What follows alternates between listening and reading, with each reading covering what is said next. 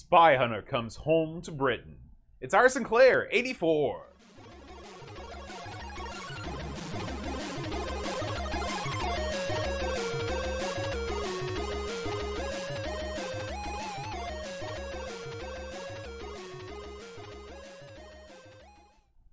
Hi, everybody. Welcome to our Sinclair. I'm John. And I'm Aaron. And today, Aaron, we're going to be talking about Spy Hunter. Oh, yeah, man. Yeah. All right. Now, Aaron, I know you're a big Bond guy. You got that right. That's right. If you were going to improve on the Bond mystique, what is he missing? You mean now or just in general? Just in general. If you were going to build a new Bond from the ground up, what would you do? One thing that Bond... I like Bond I like wacky gadgets. Mm-hmm. I do. Mm-hmm. I'm that guy. And I like Bond to have a sense of humor. That's why I'm a big Roger Moore guy. Mm-hmm. I mean, listen, I read the books. The books are much more Connery-like or Dalton. But at the end of the day, I want to be entertained. Right. And these movies are long, globe-trotting, silly affairs with over-the-top plots and bad guys, which is all great. Henchmen doing all kinds of crazy crap. You can't have a super serious Bond. That's what I was probably with Dalton. Like, he was super serious, and so his movies were more like, they weren't funny at all. Was he like View to a Kill? No, that was Roger Moore. Oh. No, that was Roger Moore's last movie. Timothy Dalton did Living Daylights, and he also did License to Kill. Okay. And those movies are especially License to Kill, it's a revenge film where he's gunning suckers down, and it's not the least bit funny.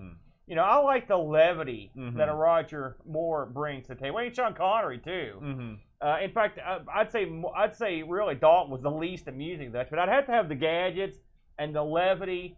You've got to have. I like my Bond. I'm old school. I like a hard drinking, like chick magnet Bond.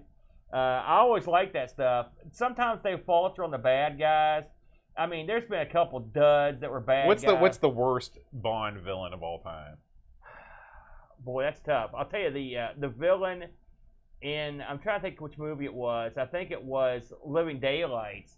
I think it was Joe Don Baker who played and that sucked. He sucked as a villain. What was his name? He was just some big fat American doofus general. That's a bad name. Yeah, I don't remember his name. Mr. Drax from the Moonraker, that god-awful film. That's the one that's so bad you could sort of enjoy it on that level, but he sucked. So really, would you say that good Bond villains are in the minority, like Goldfinger or like Jaws? Oh, no, I think there's plenty of good Odd ones. Job. Like Mr. Big was good. I mean, Odd Job was a henchman. But like the Scaramanga, the guy with the man with the golden gun, was great. I loved him. That's my favorite Bond film. The Russian guy from the first... what was that? From GoldenEye was great. I like that guy. I like that GoldenEye had a great. The evil Bond was great. Bond movies are funny. When they hit, and when they miss, they can range from a major miss to something that's just a god awful miss. You know, such as a Moonraker or there's been a couple real bad ones. Bond looms so large in media. Yeah. There's not really anybody else that has been successful in any sort of media that's been a spy except for James Bond. Well, I don't agree with that. Because you've got your stuff like your Bourne Identities. Those were Is he a spy? Yeah, I mean, he's sort of. Yeah, he's sort of a spy. I mean, is Bond a spy? I mean, yeah, really? He works for MI6. Right, but I mean, is he a spy or is he this guy that set out to do a bunch of butt whooping? Well, okay. I mean, let's face facts. That's what Bourne does. You know, some of these guys. I mean, if you've just got a movie where a guy they send him undercover. I mean, how can Bond ever go undercover? That's by true. the way, that's true. You know, I mean, he's been doing this, and they rebooted Bond. You know, a couple years ago, but it was just still the same thing. I mean, he's everywhere, you know. So, but I mean, I don't mind it so much. I think he's still number one. You wonder, Bond's a little bit like Doctor Who. He's just like he's this essential hero that goes and changes every so often, and the changes have kept him around. But the problem is when you change, you'll sometimes change for the worse. And so there you go. Now, if you had to put Bond up against Maxwell Smart, you know, my dad loved that show, and I believe the guy's name that played Maxwell Smart was Adams. Don Adams. And I like Don Adams. Don't get me wrong. Sneaky short, but he's like 5'2". You ever seen the nude bomb that he was in? No. Was he actually nude? No. Someone had developed this bomb, and when it exploded, it blew all your clothes off. Oh. Yeah. Anyway, Is this a film? Yeah. I like him. I like Get Smart, but it's not my favorite. If I'm honest, a little too dopey for me. I mean, it's got one of the all-time great entrance of any TV show with all the doors and stuff. But now another show I really enjoyed for spy stuff was The Prisoner and Danger Man. Those were both spy related. Those were both great. Patrick McGowan is one of my all-time favorite actors. He also wrote a lot of those, so I put him on the list too. There were a ton of spy shows in the 60s and 70s. Millions of them. I Spy. He was a spy, right? I was two guys in that. That was Bill Cosby and what's his name? The guy from Greatest American Hero. His name escapes me. He's the other guy that's famous. He was great. I didn't like that show either. So yeah, that was. What about Charlie's Angels? I did watch that, but I didn't really pay attention to the plot. Yeah, I don't think anybody even as a did. kid, I was like, listen, this is all about the hot chicks. That's all I want to see. That's what I watched. I like Bosley. He was pretty cool. Mission Impossible? I didn't get into the show, and the movies are they're okay. Yeah. And now, but I mean, a lot of this built off the formula that Ian Fleming put together. Sure. Yeah. And so that made it easier for the rest of them. Well, Aaron, why don't we dive deep into the video game world of the Spy and talk about Spy Hunter? Yeah, now, of course, Spy Hunter was a game that was released back when I was romping and stomping in the arcades. Bo, have you played this in the arcade before? Yes. Oh, good. Yes. Now, did you play the stand-up or the set-down? I've only seen the stand-up model of Now, this. I'm going to tell you something. The set-down model of this was quite the item. But one of the things that this game had that a lot of games didn't have, there were very few that had, like, physical buttons and lights that were part of the machine. And so it made it more realistic to me to have the car with the buttons on it. It's funny. I always wonder why more machines didn't take advantage of I that. do, too, because there's been a couple games that had that like separate buttons that lit up, and so I always thought that was dandy. And the thing is, it's not as if you have to manufacture these bespoke buttons. You just get some clear buttons and you silk screen whatever you want the name to go on. It was a different era, I guess. I don't know, maybe cutting costs. But the set-down version of this was, oh man, was it nice! I missed those big cockpit versions of games. Now, was this a fully like enclosed it was the type full, deal? Yeah, full deal. It was really cool. So when I was researching this, but I learned something, believe it or not. Of course, this was developed and published by Bally Midway in '83. Okay, so way back. Now get this. This thing was developed by Bill Adams. Okay, now, you might be thinking to yourself, who's Bill Adams? Well, he didn't do tons, but everything he did was solid gold. He did Tron and Discs of Tron, which makes the same game. Yeah.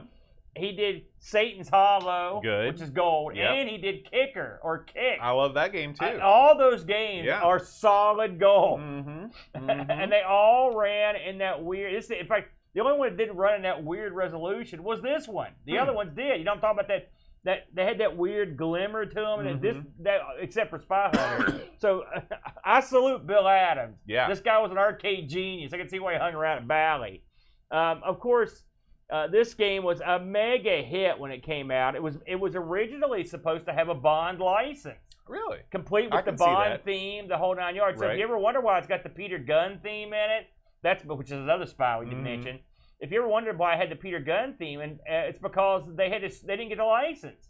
But by the way, I don't know what the people that run Bond were smoking, because they should have put their license all over this game. It's funny because they gave their license to a lot of very poor titles. Yeah, we played a couple. Yeah. Remember that game we played for the Amiga? It was like License to Kill. And that sucked compared to this. Yeah. And they tried to do this, and they sucked at it. They should have just done this. They would have been better off. But this ain't the first time we've seen that happen. Of course, Spy Hunter was such a popular game that, first of all, it was the highest. It was one of the top 5 highest-grossing arcade games of 1984 and 1985. Wow. 2 years. And those were not slouchy years. No, not at all. Now, the arcades were slipping off a little bit, but they were not slouchy. Of course, you got the stand-up and the cockpit version of the game. And the game, of course, was ported to 1 million different devices back in the day. The Amstrad, Apple II, the Atari 2600, which I've played that one. The Atari 8-bit. Have you tried the 8-bit of this? Boy, I don't remember ever playing on the 8-bit. I don't think I have. The BBC Micro, the ColecoVision, the C64, NES, the Palm OS, it had PC Booter. this is a game I played quite a bit on the Amiga under the Major Motion ripoff, which is a great, That's a really PD good version of this. That was from one of our early PD Explosion. It's not episodes. PD. That was for sale. That was yeah. Okay. It was a port. I guess over. It was in one of our arcade port episodes. Yeah, it was a port over from the Atari ST, by the way. So both the Atari ST and the Amiga got that game. So anyway, with a game as successful as this, it was going to come home because it had to come home. I mean, you're literally talking about one of the all-time great games. Oh, I should mention before we move on that there was a Spy Hunter 2. Did you ever play that? Never. It's not as good. It's got separate views. It's got a 3D view. They tried to, advance the series. It was a big mistake. Moving along to the ZX Spectreverse, they didn't let the grass grow under their feet boat when they put this one out. It came out in '85, created by Denton Designs. We've covered some of their stuff before. Instead of Frankie Goes to Hollywood, they also were responsible for Bounces, Cosmic Wartoad, one we've got to get around to, Double Take, The Great Escape, and a ton more games on the ZX, just a ton. I saw a lot of people have this listed as being co-created with F. David Thorpe. That's not true. But he's the guy that does all the load screens. And the load screen, this is awesome. Yeah, it is very And by impressive. the way, everything he ever did is the best thing I've ever seen. There's a ZX Art webpage. You can go look these guys up. Go look up sometime. Go have a look and see what F. David Thorpe was responsible for. He's a stud. I mean, this guy is a master crafter when it comes to making these loading screens. So I'm going to give him his due on that. This is from 48K. It's got your usual control setup. They have everything covered there. It was around 8 pounds when it was released. Bo, in case someone hasn't played this before, why don't you give people a rundown of what this game is? Okay, Spy Hunter is a top-down racer/shooter title where you play as a spy. Well, you're either a hunter of spies or a spy that's a hunter. Yeah, it's never fully revealed. Maybe that's where he's going. He's on his way to go bag a couple turkeys. That's right. So what you do is you either pilot a car, and the car is sort of like a Aston Martin type car, maybe like a Porsche. It's a sports car. Yeah. Or you can also pilot a boat. You're either piloting a boat or a car. And the idea behind the game is that you're driving on a twisty, turny road, always and forever heading forward. And you have to either shoot or run other cars off the road, or basically avoid being run off the road yourself.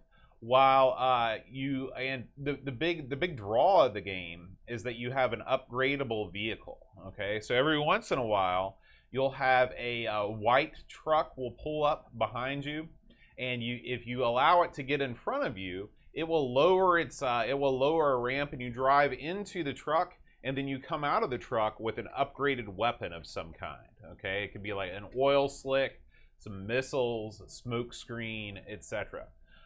Later on in the game, as you progress, you'll be hunted down by more and more aggressive enemies, including a helicopter, which will hover overhead and try and drop bombs on you. And essentially, what you have is you're just trying to make it to the end.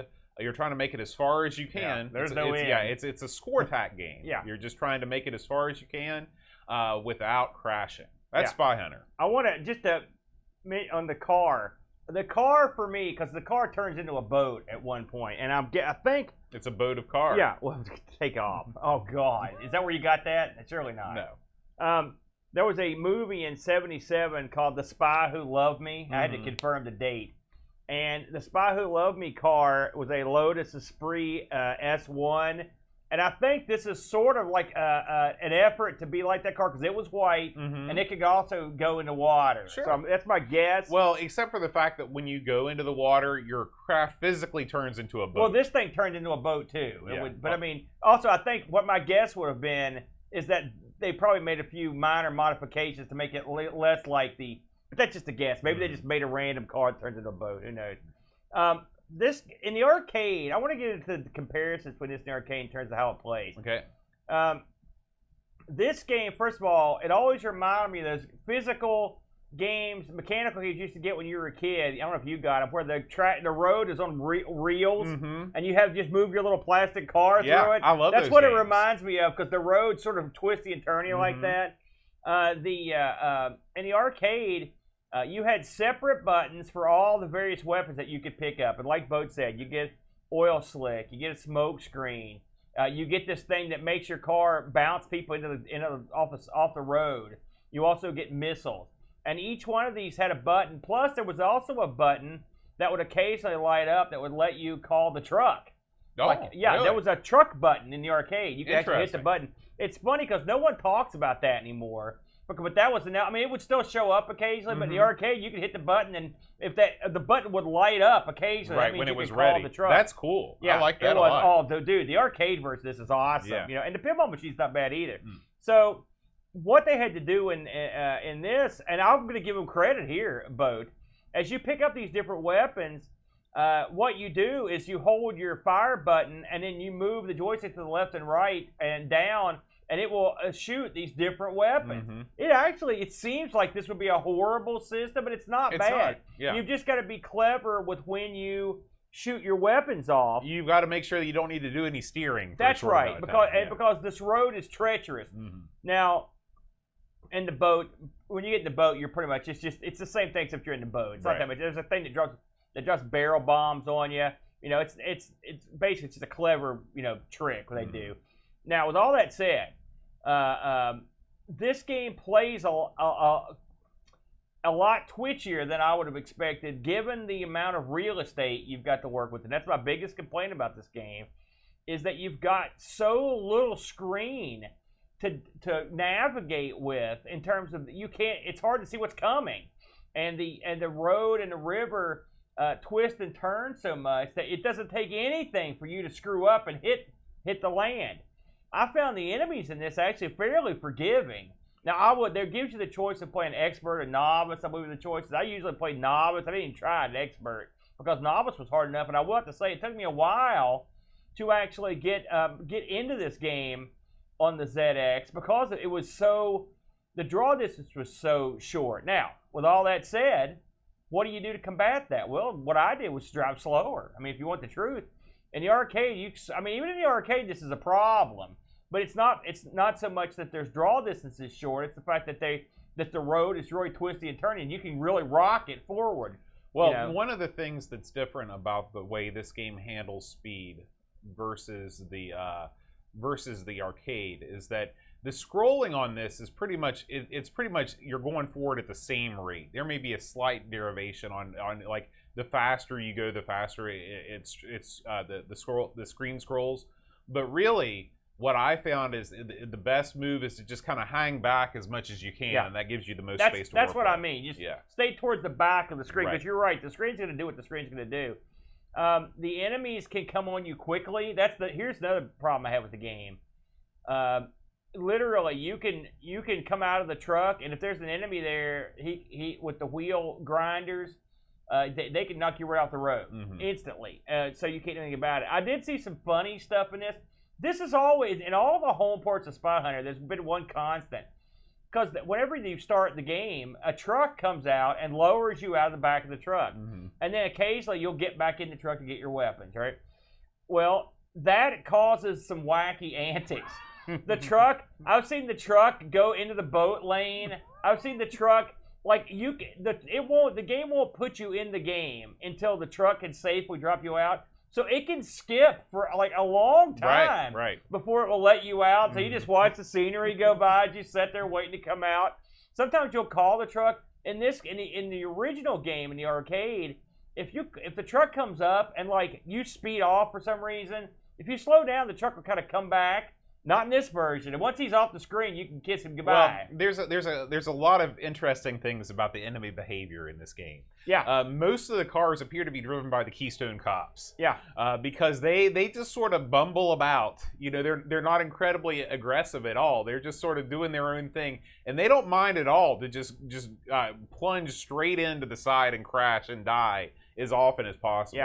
Yeah. Your truck is the same way. you'll be driving along on the road and you'll see your truck slowly start to approach from the back. You're like, sweet, the truck. And then you'll have to veer to the left. The truck won't veer, it'll explode. Yeah. That's the end of the truck. The truck dies all the time. But I mean, I will say, I'm not going to badmouth the Spectrum version because it happens in all the versions. Even in the arcade, the truck sometimes will kill you accidentally. Sometimes the truck will kill like civilians. You know, there are plenty of people, there are plenty of non-spy traffic in the game, and you're not supposed to kill them. That's bad.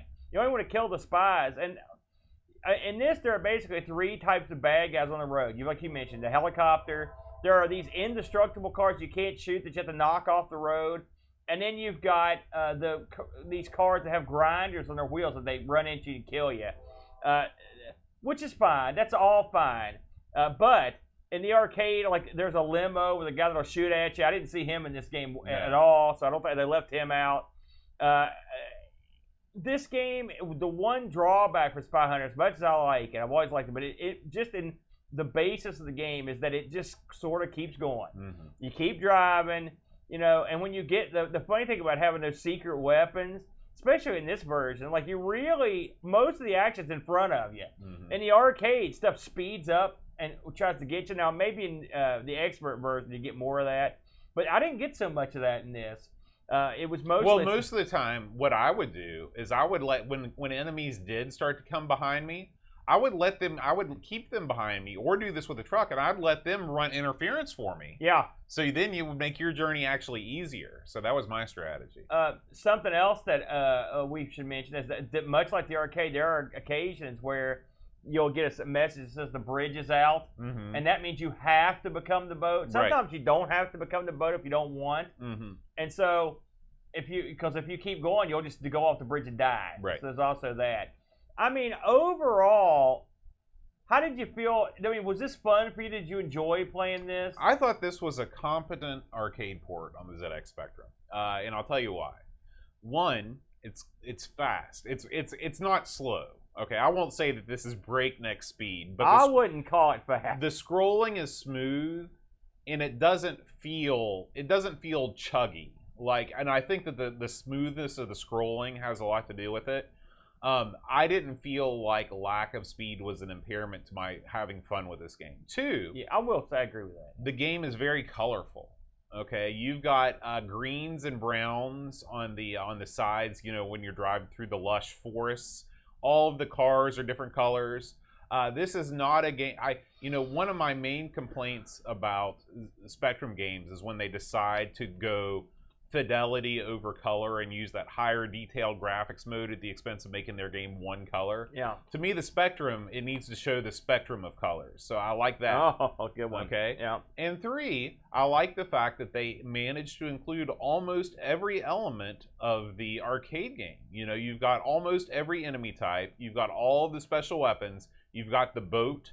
Everything is present except for the iconic Peter Gunn music. But we're talking about a 48K Spectrum game. You probably don't want the Peter Gunn theme blaring out through the beeper.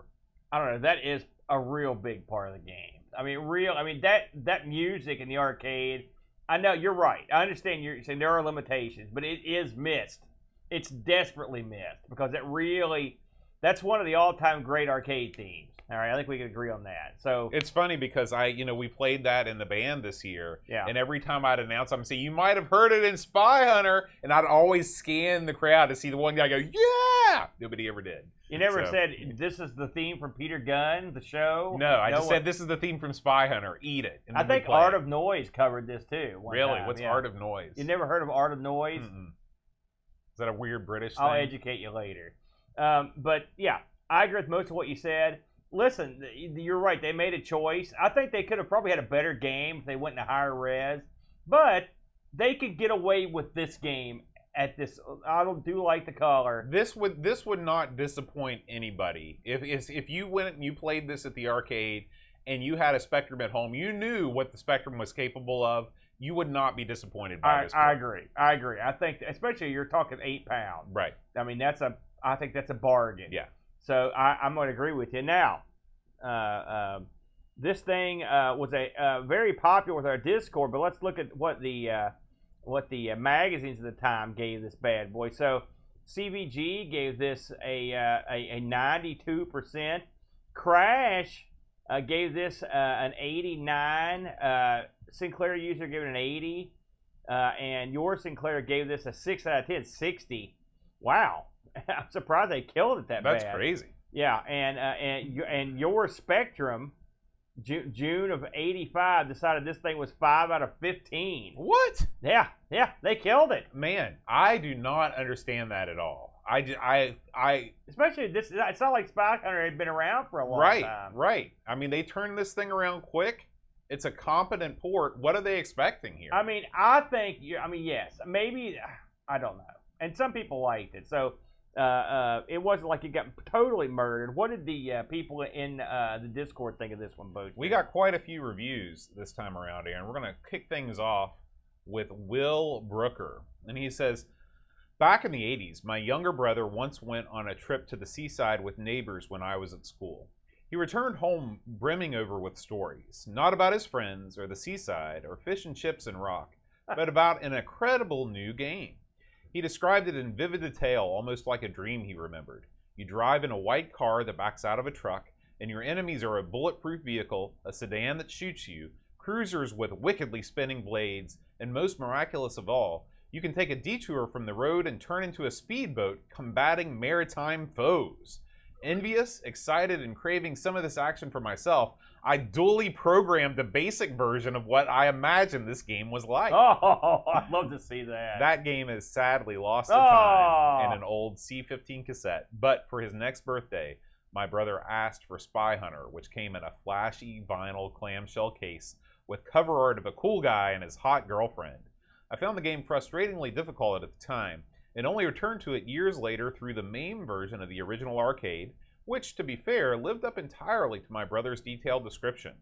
Coming back to the Spectrum port now is a rediscovery of fond memories. Very good. Of course, this version loses the distinctive Peter Gunn theme, but I actually prefer its zoomed-in view with far larger vehicles to the original and C64 port. All the other aspects are there, from weapons vans to the varied foes on land and water. Movement is slick and smooth, scrolling effective, color bright and attractive with minimal clash, and the machine guns rattle convincingly. I've been dipping into it during my evenings, and I can simply say that I love it. It's so straightforward you can get into a near-hypnotic flow state, dodging, accelerating, dropping oil and smoke, steering and veering. It's pure and beautiful, what retro gaming is all about. Have you ever been in a near-hypnotic state? What did he say? Near-hypnotic what state? Sorry. State? What were you saying? You were in one right now, weren't you? Maybe. Dadgummit. Pajako6502 writes, overall, the developers did a good job cramming Spy Hunter into the Specky. The graphics are larger and chunkier than any of its counterparts, and it's lacking that iconic Peter Gunn theme. It's also a lot more unforgiving when it comes to touching the sides of the road. In the Spectrum universe, it's insta-death, which makes getting into the water quite tricky. It seems whichever spy agency you work for in the game clearly spent all of their money on the car because the staff they hired to drive the trucks are idiots. They will regularly crash before you can even get to them. And as for the enemy drivers, they were clearly trained by the same driving school. None of this makes this port a bad game. The developers did a good job of squeezing all the controls onto a single joystick fire button. The game runs at a good pace and is very playable. I grew up around arcades and had regular access to the arcade version, so to be fair, I am probably biased. But for most folks, that would have been the only version of Spy Hunter they got to play, and for that reason, it's pretty good. You'll start playing, and one more goes later, it will be suddenly way past bedtime. 7 out of 10. D-Man writes, I hadn't played either the Spectrum version or the arcade or MAME version before now, so this was completely new to me.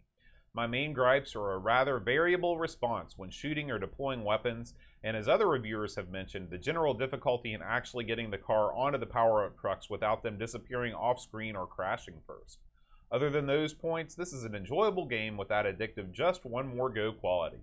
Not a classic, but not too shabby either. 7.5 out of 10. Workmeal writes, Hey Boat, you asked for short reviews. So I wrote my first ever review here as a haiku. I love this. I hope this catches on. Oh, God, no. A block-scrolling road. The weird controls pose riddles. Civilians don't count. 6 out of 10. Thank you, Workmeal. Very clever, eh? Paul, Boss Man, writes, The Spectrum version is the best version, even if you can't steer when using weapons. All other conversions are trying to closely emulate the arcade version. Silly skinny cars, annoying music, and floaty car controls. New rating system. Spy Hunter on the Spectrum is worth 25 minutes of a twin baby's 30-minute nap time.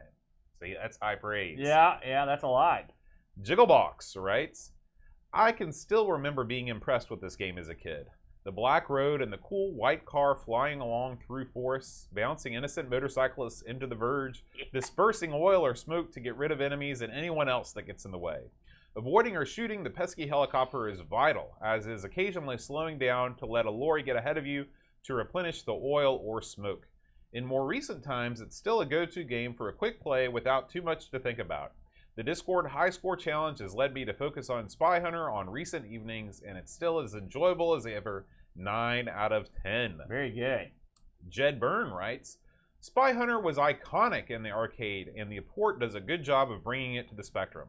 Many of the details are in there, and it's fun to play once you're used to the controls, but it doesn't actually feel like the arcade. The sprites are too big, and the sound is too silent. And finally, Steve writes, I remember enjoying this game on my Specky as a kid. It was great to just load up and blast away. Having played the other 8-bit ports, this now seems like the least faithful to the arcade. The large sprites and limited sound, even for a Specky, detract from the fun. It runs smoothly, though, and is filled with nostalgia, even for me. 6 out of 10. You know, they raised some good points there, Bo, because when we didn't mention, in the arcade, you can sort of go into the burn, you know, and not die. In this, you cannot go into the burn. You're screwed. It is a more blown up version of what you would say, but I mean, I will say, you feel like you've got good control over the car, so that's a plus. Now, we did have a little high score competition, Aaron, on the Discord, and again, I would like to remind everyone that if you are would like to support the show on Patreon, everybody that supports the show on Patreon gets access to our Discord channel. If you're an our Sinclair supporter. And one of the many benefits is you can leave us a review to read on the air and take part in our high score competition. Z9K9, Aaron, won this one. 235,000 points. Holy smokes. Followed by Will Brooker, then Jigglebox, then Pajako, and D-Man bringing up the rear. 5 solid entries. All of these guys, many multiples of my high score. Yeah, I saw a lot of that going on. Hey, I wanted to ask you, Bo. You know, of course, I mentioned that Spy Hunter got shot everywhere when it came out. And one of the versions, and I wanted to focus on it, was on the old Nintendo Entertainment System, the NES. Did you ever play this one? You were a big NES guy. I played this all the time. Really? All the time. So, your thoughts? This is it's much more similar to the arcade game. Yeah. I find it to be much more difficult. It runs very, very quickly. Yeah. You don't get access to the ship nearly as fast. It seems like I only got to the ship once or twice ever while I was playing it. Yeah. And again, I just, to me, having a game that it just goes on forever, that's not my kind of game. I've got to have breaks in the action. Give me a time to pause. Give me a bonus stage or something like that. This is an awful lot like Bump and Jump, except I think Bump and Jump is a much better game. Well, I think this game is better in the arcade. I think Bump and Jump is a better game at home. The arcade game, you lose a lot when you don't have all the cool accoutrements Sure, there. absolutely. In my eye. That much said, I think given what the parameters of what the Spectrum had to work with versus the NES, I mean, clearly the NES is a looker. It's a good-looking game. But it's definitely more like the arcade. But I think the ZX version sort of is almost like just a different version of the same game, and in every sense of the word, it's more blown up. But I think it probably is a little bit easier. And I'll tell you this too: one of the faults of the NES version is that unlike the Spectrum version, which sort of scrolls at a consistent rate, in the NES version, you can see this as he's playing. When you slow your car down, the scrolling stops. And so you end up with this very herky-jerky, sort of thing. And it's not ideal. It's not ideal. Before we finish up here, I did, just because I'm a thorough fellow, Bo, as you know, I looked up some pricing. All right. If you would like to pick up the cassette for Spy Hunter, right now, they are out there for under $10 US in the UK. Plenty of them out there. Now, if you would like to pick up the pinball machine of Spy Hunter, it's a good one, $4,000 or best offer right now. You can pick you one up. Now, this surprised me. If you want to pick up the arcade, stand-up arcade, I could not find any of the cockpit versions for sale. Those things are probably held and tightly and not let go, given what they are. Right. If you want, this was a sale price boat.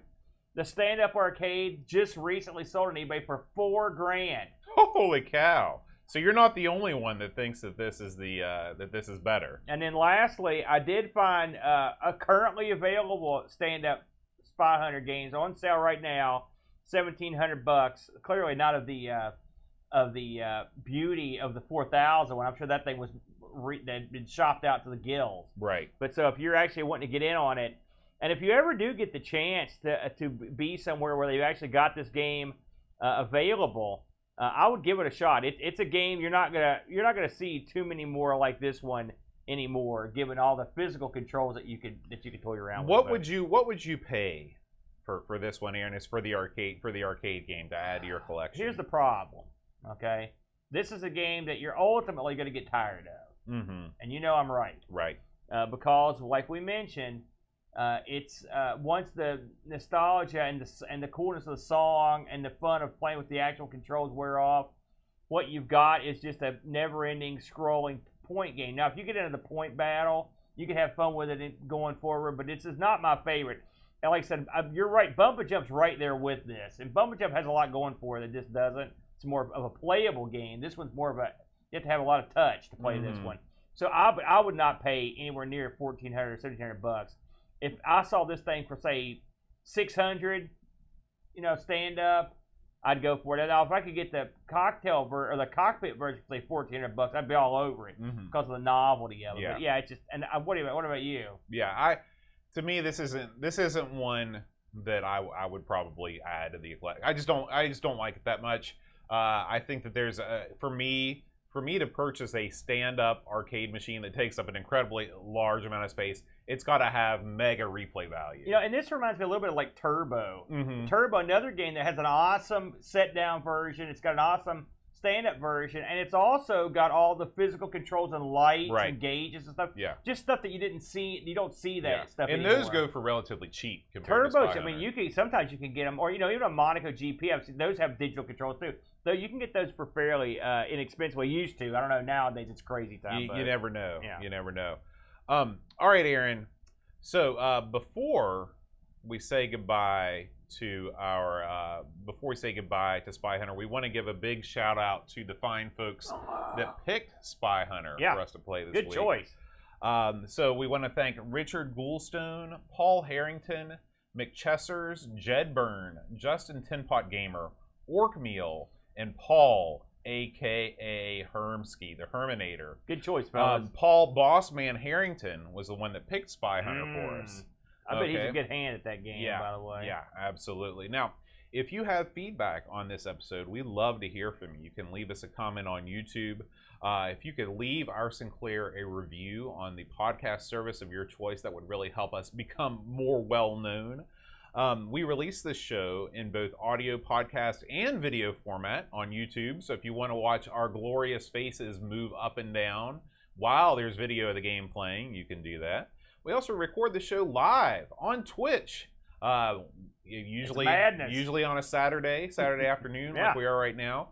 So twitch.tv/Amigos Retro Gaming. Our YouTube channel is also Amigos Retro Gaming. If you want to support the show, just visit patreon.com/Our Sinclair.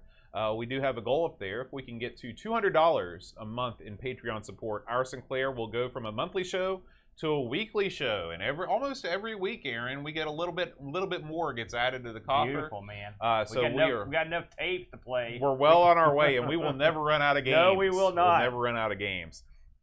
And that leads us to our Sinclair roll call.